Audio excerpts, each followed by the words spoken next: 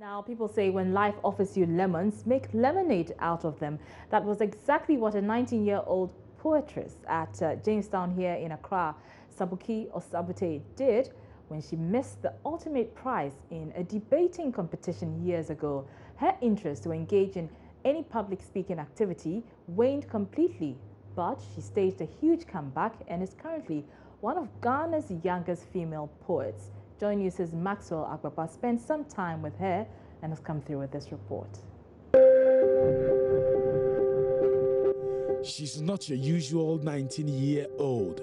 Though still in her teens, her achievements perhaps are those of a 30-year-old. In this poem, Jamestown Girl, Sabukie Osabutey talks about life growing on the streets of the predominantly Ghan fishing community.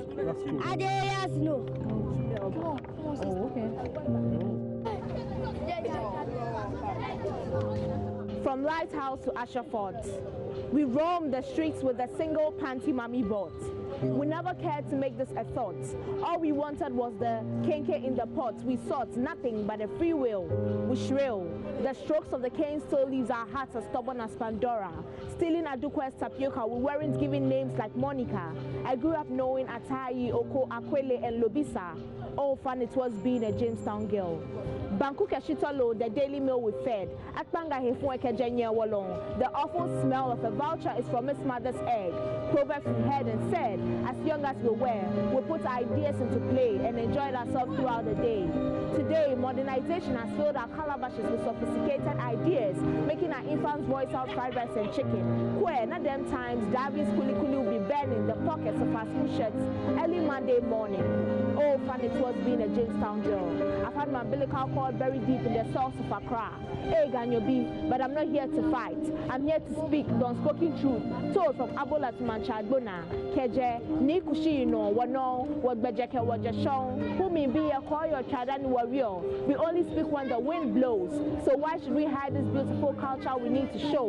Emancipate yourself from Western culture addiction, no classifying African culture as a sham.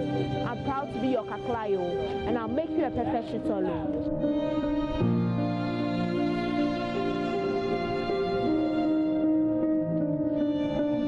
Sabukie is uncomfortable with the hustle and bustle of city life, but loves conditions in old British Accra. When life hurled stones at Sabukie, she dodged them, collected them, and used them to build a huge wall. She now stands on that wall to speak her mind to the world. That happened back in senior high school when she missed out on a debate and public speaking competition. She lost appetite for public speaking. There was no motivation to continue. She would rather channel that energy into poetry. Here, she sits in front of me in a purple headgear to match her multicolored sleeveless dashiki dress. Her red earrings will not stop dangling even as she sits still in a black chair listening to my questions with rapt attention. For 19-year-old Sabukie Osabutey, poetry is not just the spontaneous flow of words. It is the potent tool that can be used to speak against the many ills and injustice of our world. In this poem, she calls My Black Man Is Not a Zombie. She talks about slavery. The African mesomorph. His muscles large, shoulders wide, well built from side to side, his six-pack so strong and can be seen across his stomach. My black man, my African black man. The strength he possesses cannot be compared to an eagle, a homo sapien who is not feeble. But it's so unfortunate why Mr. White is fighting him with all his might. He was sold to a man of his kind just because the man was low. And he stooped so low because he had nothing to show. Oh no, way back in the 18th century, during the discovery of the New World, when they needed people to work on their so-called plantations, they chose my black man, my African black man. He was given little food, little shelter, little sleep. He was sick and tired of those unscrupulous, lazy men who left him to die and to be at the mercy of wild animals. He was captivated with chains and shackles. He sat in a 3 feet 3 inches dungeon, his body tattooed with a hot branded iron. You tore, you bore, and drilled his flesh. He was a zombie. My black man was a zombie. Now we're in the 21st century. My black man is no more a zombie. To hell with you, Mr. Rooney. Because all you do is to turn east and west in your swivel chair, ordering him here and there. You so not fair. The shocking part of it all is when you mention his name wrongly. He is Kofi, but you call him Kofi. Your father changed Kunta Kinte's name to Toby. Mr. Rooney, my black man, my African black man, it's not a zombie. My favorite color is black, not because I'm black, but my soul cries, my soul sings a sorrowful song because of what my black man went through and what he is going through. I'm not here to earthquake memories, but my black man was denied to cross some territories. He was denied a cup of water. Yes, a cup of water just because he's black.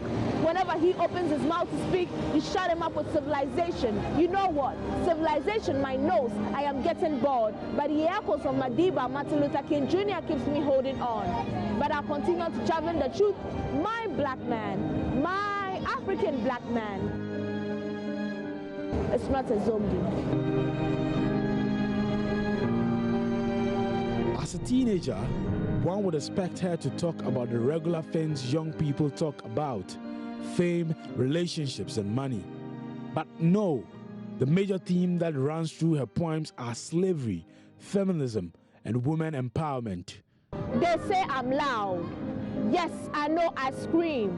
Yes, I know I'm loud. Now, I scream not because the vein on my brain is fractured.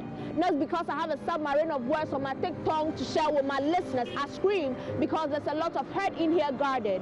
Ice, cake, tough. Not even the biggest submarine in the world can have it worded. I scream because my heart is full of heartbreaking comments and critiques I don't even have time to mention. I scream because I don't have the right to sit when I want to stand and speak out what rightly belongs to the Ekwe Gremi Sala at the Malata market. You know, you cannot rob me of my confidence and clothe me with shyness. Your royal highness, I plead with your indulgence. I call myself a protest poet because most of my poems are, you know, protest writing, more of like advocating for Pan-Africanism and, you know, throwing back to history, slavery, and all of that, and a little bit of feminism. So, I mean, things that I really work around with, and I just enjoy writing things like that, yeah. Sabukie does not only have great interest for poetry, she runs an NGO, the Sabukie Osabutey Foundation. The foundation provides support for children with learning disabilities. She leverages on her poetry connection with corporate organizations to organize parties for the kids. She has also performed on some big stages, including TEDx and Chaliwati. When Sabukie Osabutey missed out on that debate competition, she was too young to know that for every thick cloud, there is a silver lining. But now, she has found poetry to be the silver lining in her thick cloud. Reporting for Joy News, Maxwell Ababa. I'll talk about lyrical dexterity. Interesting there. Let's